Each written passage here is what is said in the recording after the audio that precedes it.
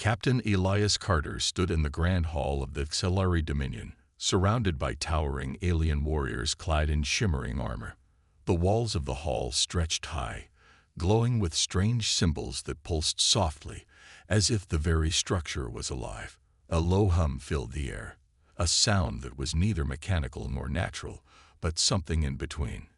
Carter had seen many strange places during his years as a diplomat and soldier, but nothing quite like this.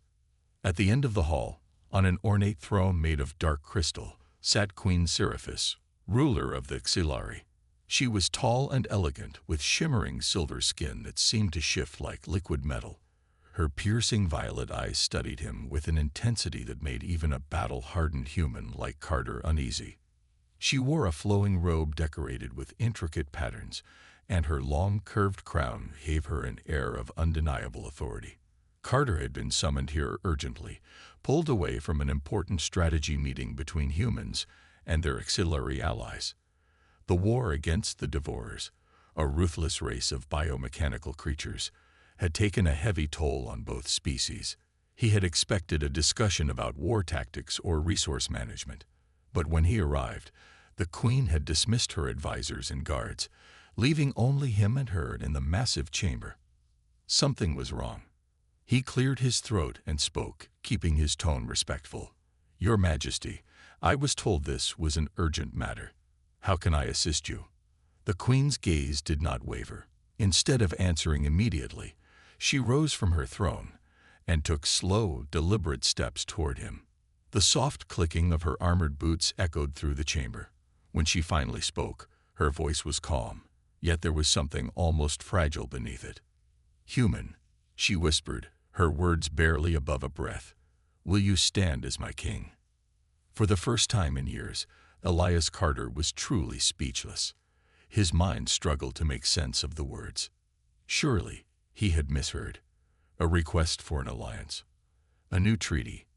No, she had clearly said king. His heart pounded as he looked into her unwavering violet eyes.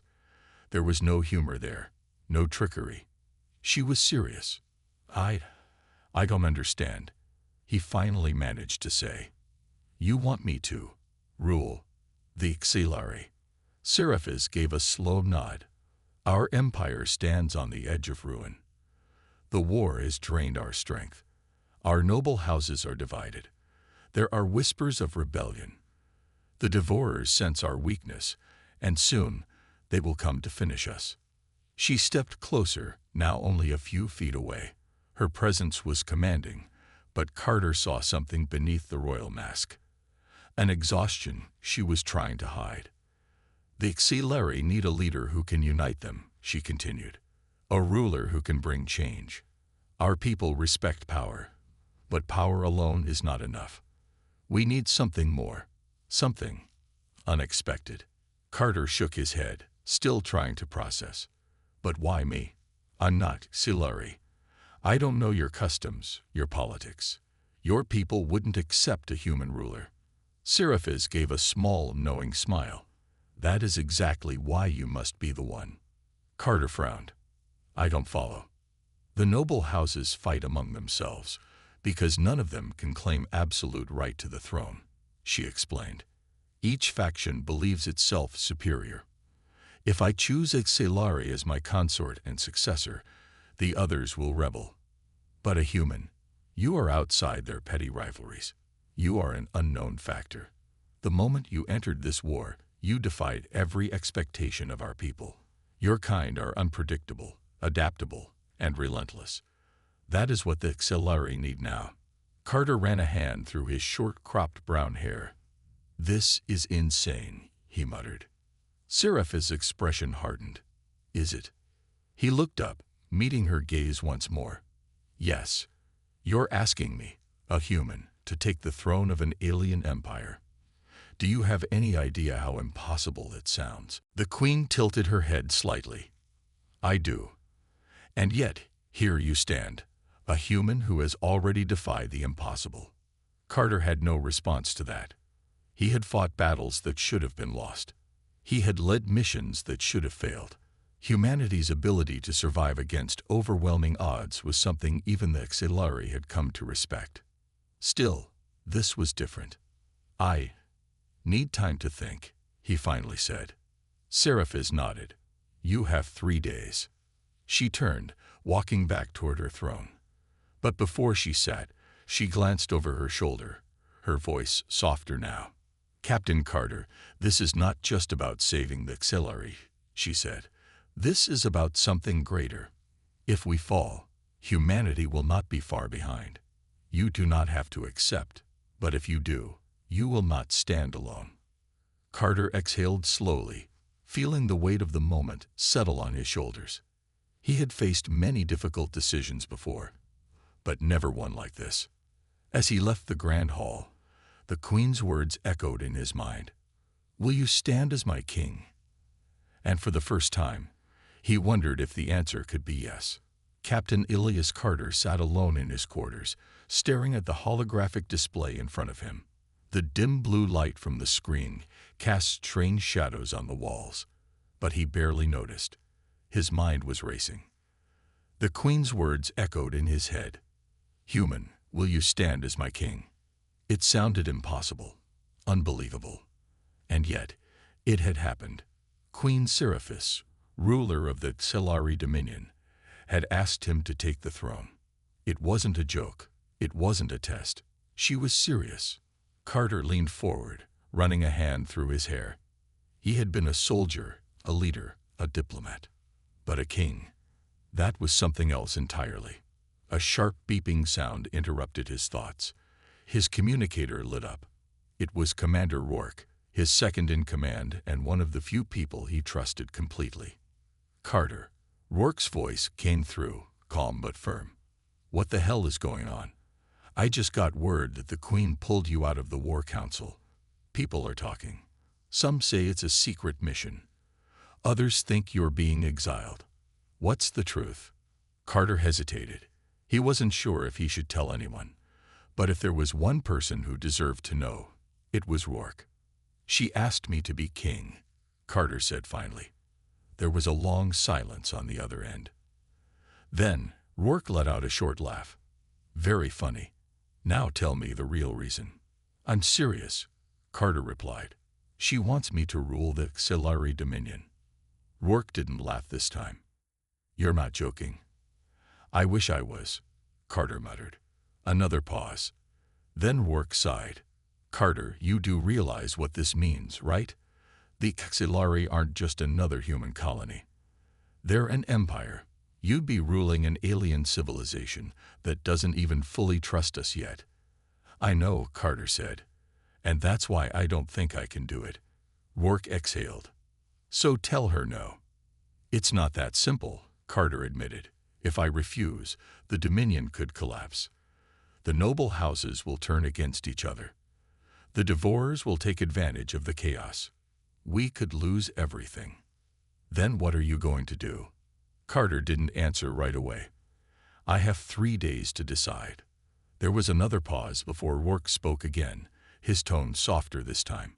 "Look, Carter, I don't know if you'd make a good king, but I do know that if there's anyone who can do the impossible, it's you." Carter smirked slightly. "That's not exactly comforting." "Well, it's the truth," Rourke said. "Whatever you decide, you won't be alone." The call ended, but Carter still felt the weight of the decision pressing down on him. The meeting of the nobles. The next day, Carter found himself in the heart of the Xilari capital, standing in front of the High Council, a group of powerful noble leaders who advised the Queen. They were all staring at him, their alien faces unreadable. Queen Seraphis sat on her throne, her expression calm but firm. She raised a hand, and the murmurs in the room ceased.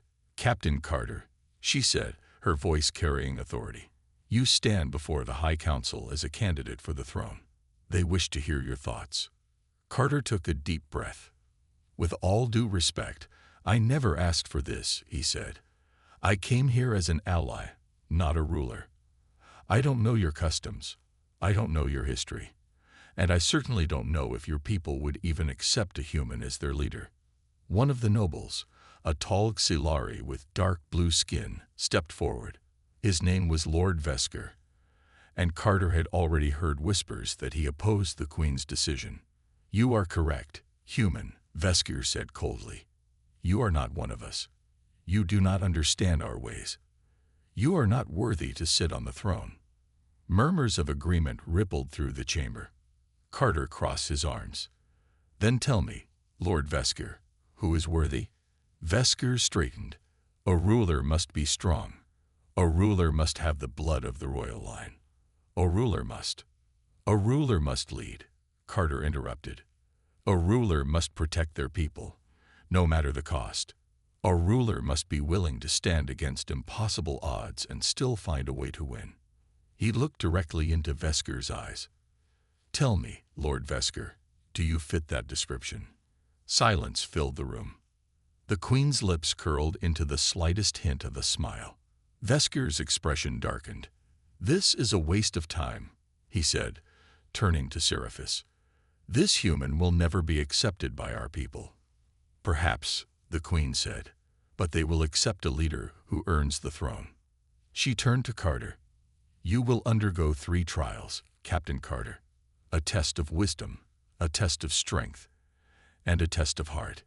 If you succeed, you will prove yourself worthy of ruling." Carter frowned. "And if I fail?" "Then you will leave, and I will find another way," Seraphis said. Her voice was calm, but there was something else in her eyes, something that told Carter she had no other choice. He exhaled slowly. He had survived war. He had stood against impossible odds before. This was just another battle. He met the Queen's gaze and nodded. "I'll take your trials," he said. The nobles gasped. Even Vesker looked surprised. Seraphis' expression remained unreadable. "Then it is decided," she said. Carter clenched his fists. He had 3 trials ahead of him, 3 chances to prove himself. He didn't know if he could win, but he knew one thing for certain: he wasn't going down without a fight. The great hall of the Xilari Dominion was filled with an air of tension. The nobles sat in their elevated seats, watching with sharp, judging eyes. The Queen sat on her throne, calm and unreadable. And in the center of the chamber stood Captain Ilias Carter, preparing himself for the first of the 3 trials. The Queen's voice echoed through the hall. "Captain Carter has agreed to prove himself worthy of the throne. The first trial will be a test of wisdom." A tall Xilari noble stepped forward. His name was Lord Vesker, the strongest opponent of Carter's rule. He had been against the Queen's decision from the start, and now he had the chance to see Carter fail.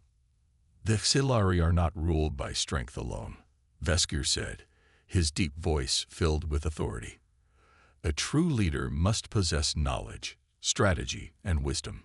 He motioned toward a large floating sphere in the center of the hall. The surface of the sphere shimmered, then transformed into a massive star map of the Xilari Dominion. "This is our empire," Vesker said.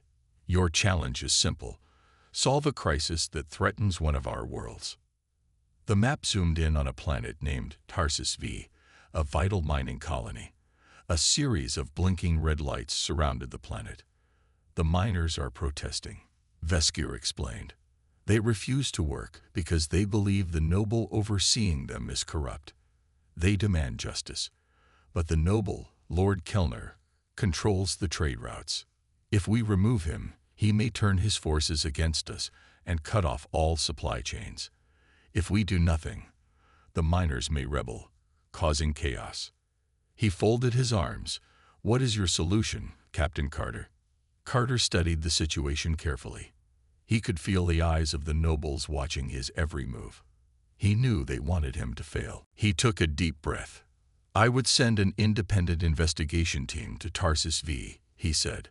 "They would gather evidence on Lord Kellner. If he is corrupt, we expose his crimes to the public. That way, removing him is not seen as an attack on his power. It's seen as justice." Vesker narrowed his eyes. "And if he is innocent?" "Then we prove it," Carter said simply. "But we also meet with the miners. We listen to their demands and offer better conditions. That way, they know we value them, no matter what." Silence filled the hall. Then, one of the nobles spoke. "A solution based on truth, rather than force," he murmured. "Interesting." The queen's lips curled slightly. Vesker frowned but said nothing. "The first trial is complete," Queen Seraphis declared. "Captain Carter has passed the test of wisdom." A murmur ran through the crowd. Carter exhaled slowly. One trial down, 2 to go. The trial of strength. The second trial was held in the Arena of Honor, a massive coliseum where Xilari warriors proved their combat skills. Thousands of Xilari had gathered, eager to see the human fight.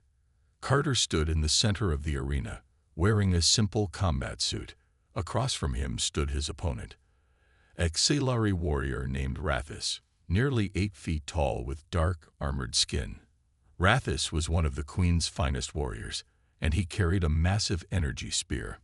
"The rules are simple," the announcer said. "Victory is achieved through submission or knockout. Begin."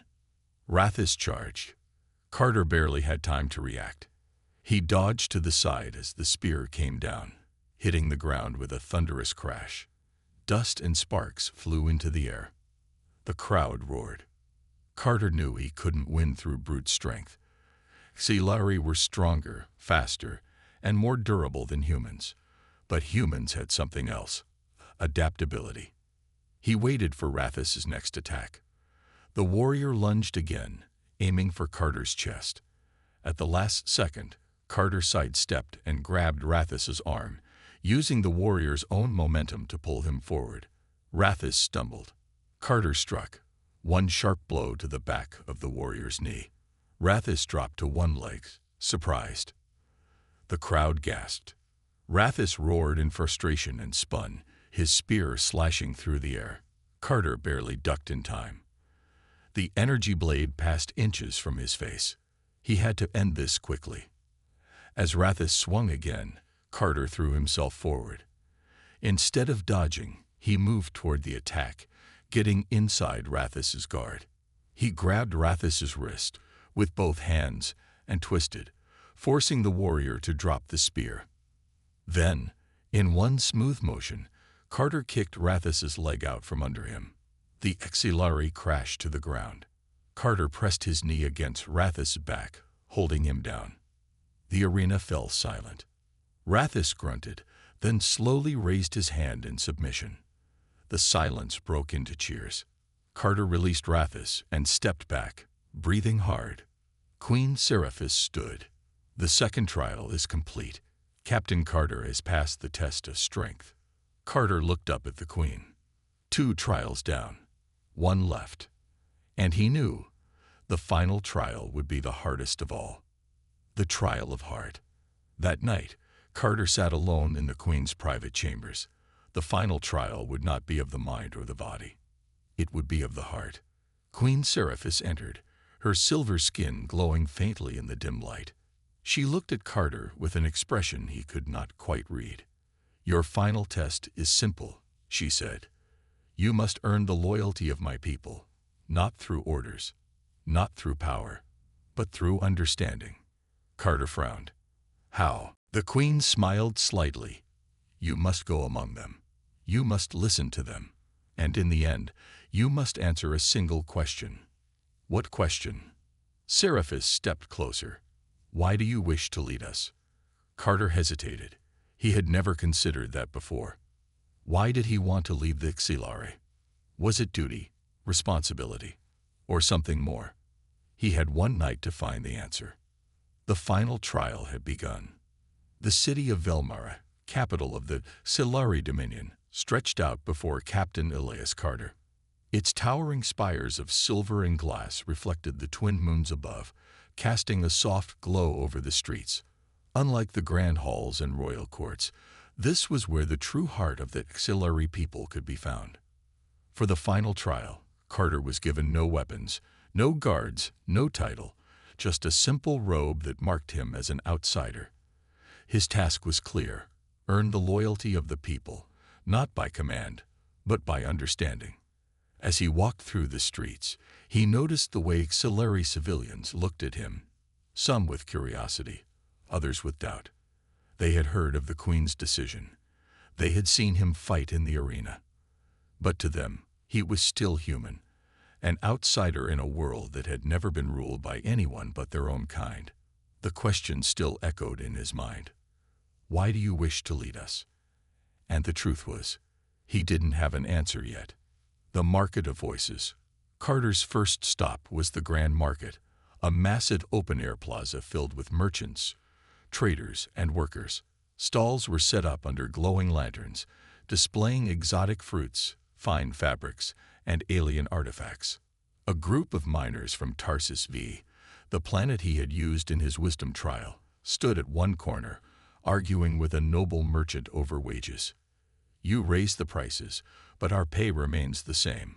One miner shouted, his purple skin darkened with frustration. The economy is unstable, the merchant replied. If I lower prices, I suffer losses. Carter stepped forward. What if there was a way to benefit both sides? The Xilari turned to look at him, their expressions a mix of recognition and surprise. And what would a human know of our struggles? The miner asked. Carter smiled. More than you think. He pointed at the goods.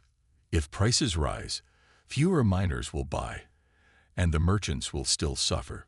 But if the merchants work with the workers to create fair trade agreements, both sides will thrive. The merchant frowned. And how do we ensure fairness? Carter tapped his chin. Form a council. Half merchants, half miners. Any price changes must be agreed upon by both sides. The miners exchanged glances. It was an idea no one had suggested before. Finally, one of them nodded. That could work. The merchant sighed. Very well. A trial agreement, then. Carter shook hands with both. A small victory, but one that mattered. He was starting to see it now. Leadership wasn't about ruling from a throne.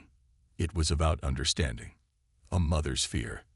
Later that night, Carter found himself near a quiet alley where a Xilari mother was comforting her child. The little girl had wide, fearful eyes. What's wrong? Carter asked gently. The mother hesitated, then spoke. She fears the war. The Devourers have attacked many colonies. She asks if we are safe. Carter knelt down. What's your name? He asked the child. El Lithra, she whispered. He smiled. Lithra, I won't lie to you. The Devourers are dangerous.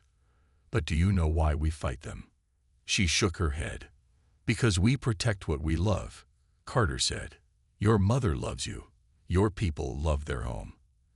And the Queen fights every day to keep you safe. Lithra sniffed. But what if they come here? Carter placed a hand over his heart. Then I will stand with your people to fight them. And we will not let them win. The little girl studied his face, then finally smiled. The mother nodded in gratitude. And in that moment, Carter realized something. This was why he had to lead.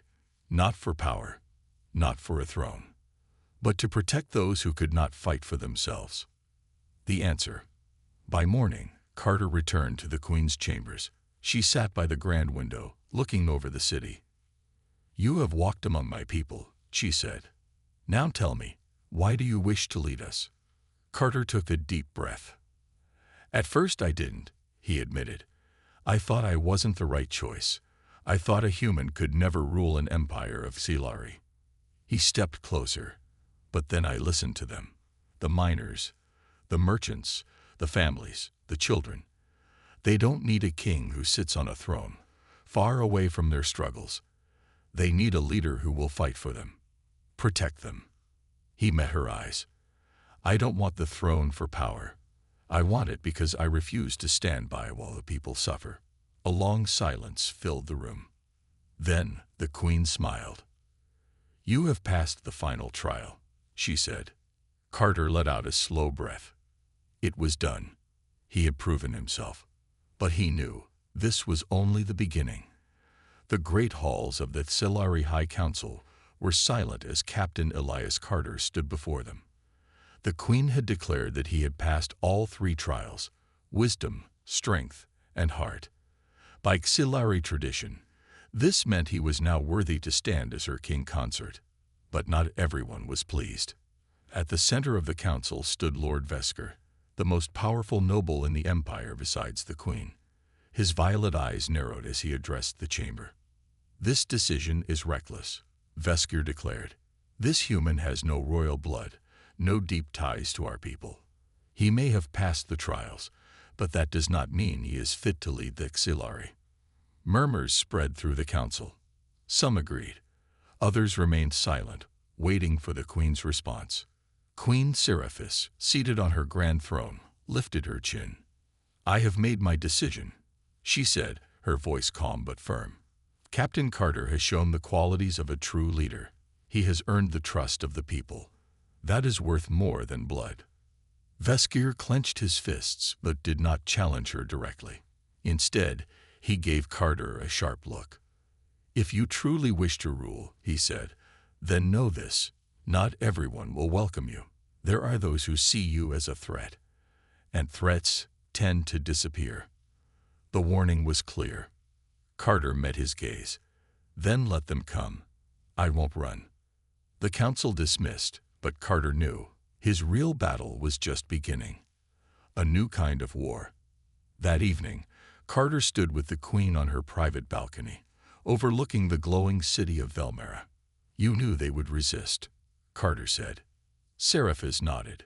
"Vesker and his allies hold great power.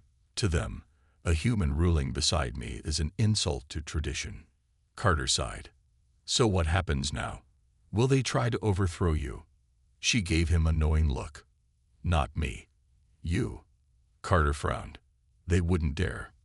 "They will not attack you openly," she said, "but they will scheme. They will test you.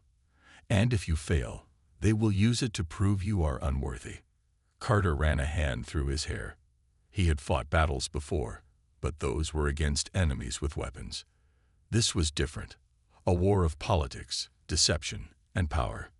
"I never wanted a throne," he muttered. Seraphis stepped closer. "Then why did you accept my offer?" Carter turned to her, his gaze steady. "Because I won't let anyone else decide the future of your people. Not Vesker. Not the nobles. If I have to fight for their trust, I will." Seraphis smiled. "Then fight, Captain Carter. Show them that humanity is more than they believe." The first strike. The next morning, Carter was summoned to a meeting of Xilari military generals. The Dominion was at war with the Devourers, a monstrous species that had been attacking Xilari colonies for decades. The generals were preparing a counterattack against one of their fleets. "We will send 3 warships to intercept them at the edge of our territory," General Veros said. "It will be a decisive strike." Carter studied the battle map. Something didn't feel right. "These are Devourers," he said. "They don't operate in small groups. If you see 3 warships, there are probably 10 more waiting nearby." Veros scoffed. "And what would a human know of our enemies?" Carter ignored the insult. He pointed at the map. "If we attack now, we'll walk into an ambush." The generals exchanged uneasy glances. Seraphis folded her arms. "Then what do you suggest?" Carter thought for a moment. "We send a decoy fleet, unmanned ships with fake energy signatures. The Devourers will take the bait. Once they reveal their true numbers, we hit them from the side with our real forces." Veros frowned. "Risky." "Better than charging blind," Carter countered. The Queen nodded. "Prepare the decoy fleet." Veros hesitated but obeyed. As the meeting ended, Carter noticed a shadow moving in the corridor. A figure slipped away before he could get a clear look. Someone had been listening, and that meant someone was planning something. The assassination attempt. That night, Carter was in his chambers when the attack came. A small, flying droid hovered near his balcony, its metallic body almost silent. A thin, needle-like weapon extended from its side, dripping with poison. Carter sensed the movement just in time. He grabbed a metal tray from a nearby table and threw it. The tray smashed into the droid, sending it spinning. The weapon fired, missing his neck by inches. The droid crashed to the ground. sparking. Carter took a deep breath. That wasn't an accident. Someone had sent it to kill him. A soft knock came at the door. Scifi entered, her expression unreadable. She saw the wrecked droid and sighed. It has begun. Carter clenched his fists. Vesker? She shook her head. No proof. But this was a warning. Carter exhaled sharply. He had known the nobles wouldn't accept him easily. But now it was clear. This wasn't just about politics. It was a fight for survival. And if they wanted him gone, they were about to learn. Humans don't break so easily. The failed assassination attempt had confirmed Carter's fears. Someone wanted him dead. But the attack wasn't just about removing him. It was a message. You are not welcome here. Instead of fear, Carter felt something else. Determination. If his enemies wanted him gone, they would have to do better than a poison drone. The next morning, he stood before the Queen and her advisors in the war chamber. The Devourers took the bait, General Veros announced.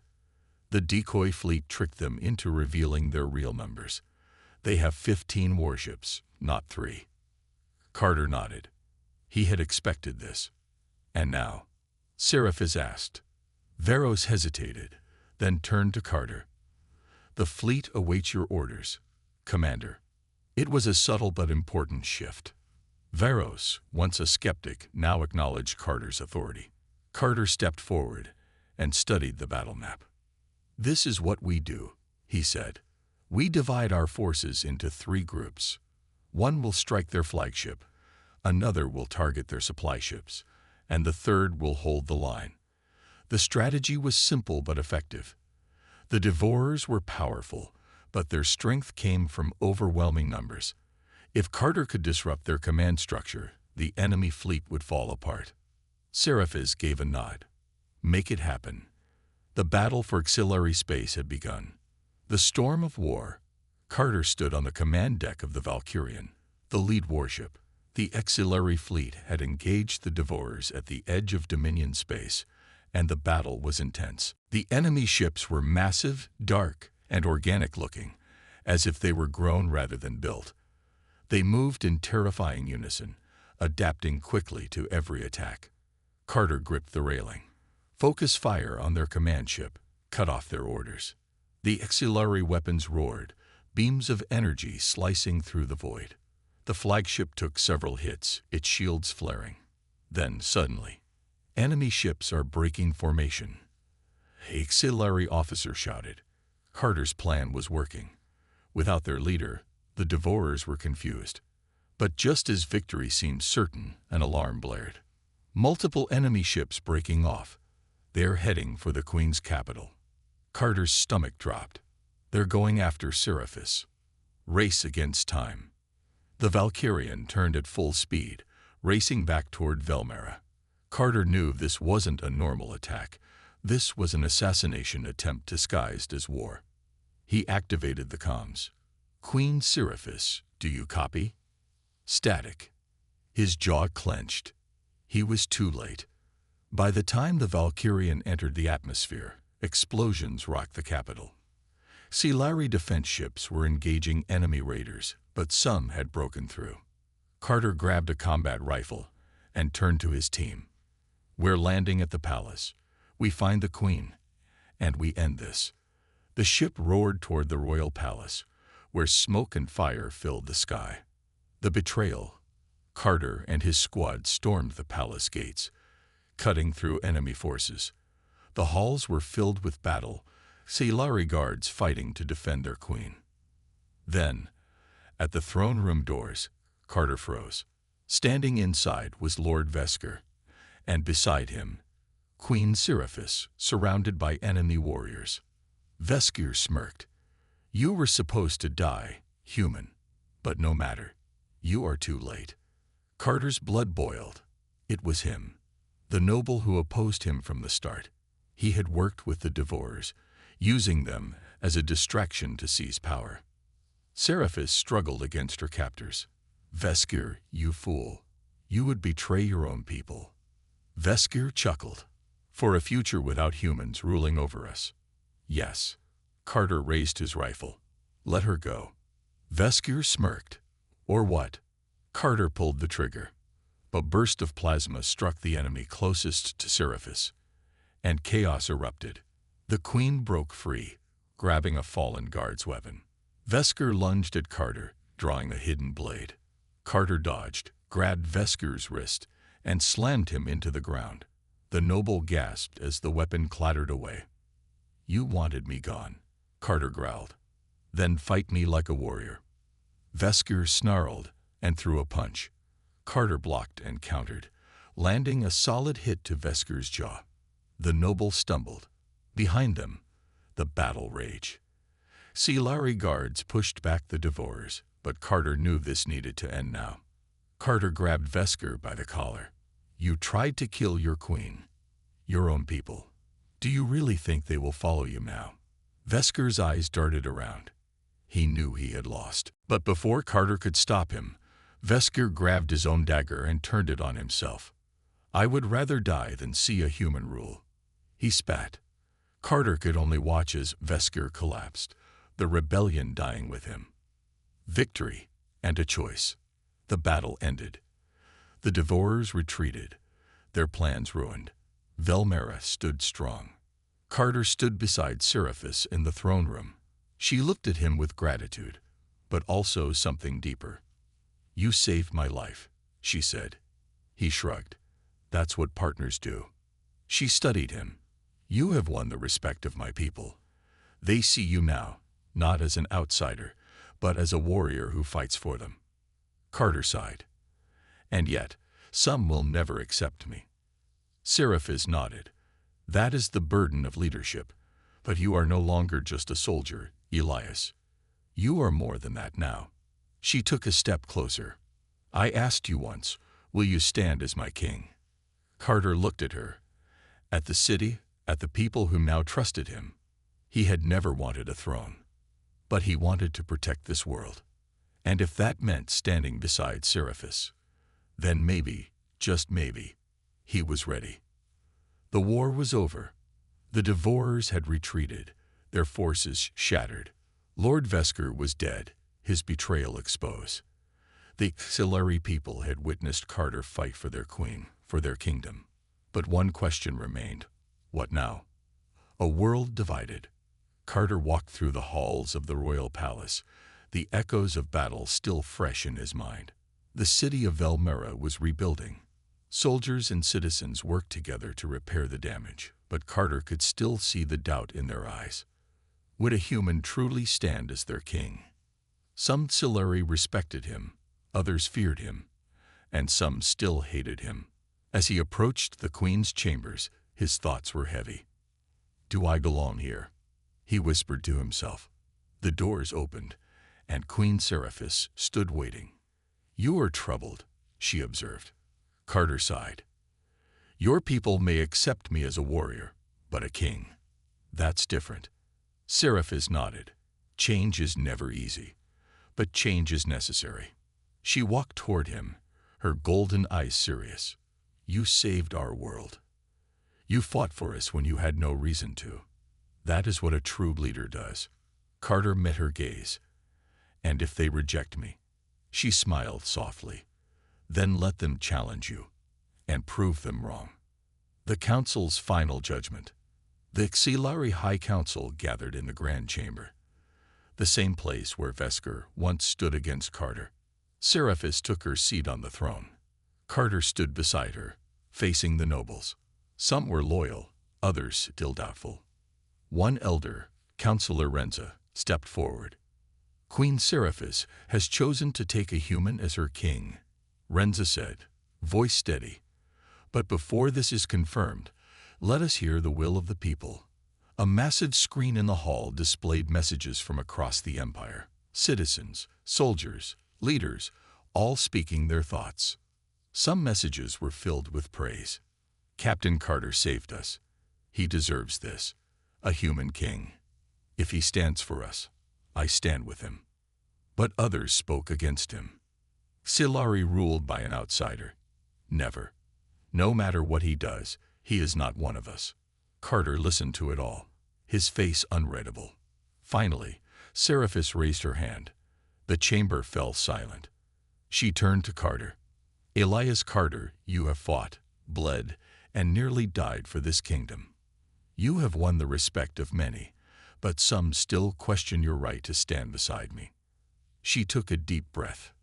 "And so, I ask you again, before all of Silari, will you stand as my king?" The chamber was silent. The whole empire was watching. Carter looked at Seraphis, at the people, at the future that lay ahead. He could walk away, return to Earth, leave the Silari to rule themselves. Or he could fight for a future where humans and Silari stood together. Carter stepped forward. His voice was steady, strong. "I never asked for a throne. I never wanted a crown." He turned to the council, to the people watching. "But when the Devourers attacked, I fought. When Lord Vesker betrayed you, I stood beside the queen. I bled for this kingdom, not because I was born here, but because I chose to protect it." His gaze swept across the room. "So if you ask me now, will I stand as your king?" He clenched his fist. "Then my answer is yes."